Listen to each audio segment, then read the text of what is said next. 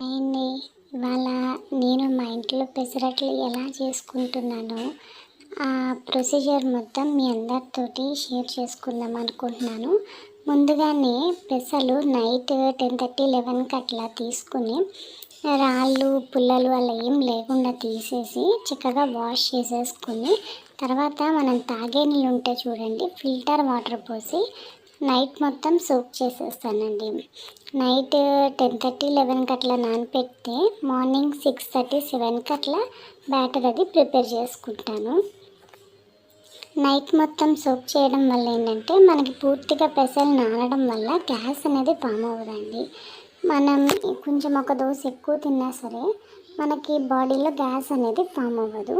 And next thing, దీంట్లో అల్లము, మిర్చి, ఉప్పు, జీలకర్ర వేసి చక్కగా బ్యాటర్ అనేది నేను ప్రిపేర్ చేసేసుకుంటాను. దాంట్లోనే కొంచెం బియ్యం పిండి కలుపుతామండి, దోశ ఇరిగిపోకుండా ఉండడానికి, నెక్స్ట్ బాగా రోస్ట్ అవ్వడానికి అనేసి ఒక 2 స్పూన్స్ బియ్యం పిండి వేసేసి నేను ఉండలు రానికుండా చక్కగా కొంచెం వాటర్ ఒకవేళ కావాలంటే యాడ్ చేసుకోండి. వాటర్ యాడ్ చేసుకుని చక్కగా దోశపిండిలాగా దోశపిండి ఏ కన్సిస్టెన్సీ ఉంటుందో సేమ్ అట్లాగే ఇది కూడా రెడీ చేసేసుకోవాలి. తర్వాత పచ్చిమిర్చి ఉంటే చూడండి, చిన్న చిన్నగా కట్ చేసేసుకుని ఒక లెమను, 1/2 స్పూన్ సాల్ట్ వేసి నైటే పెట్టేస్తానమాట. అట్లా చక్కగా నానిపోయి ఉంటుంది. అప్పుడు ఏంటంటే పిల్లలు కూడా కొంచెం ఇష్టంగా మిర్చి అనేది తినేస్తారు, ఏమన్నారు.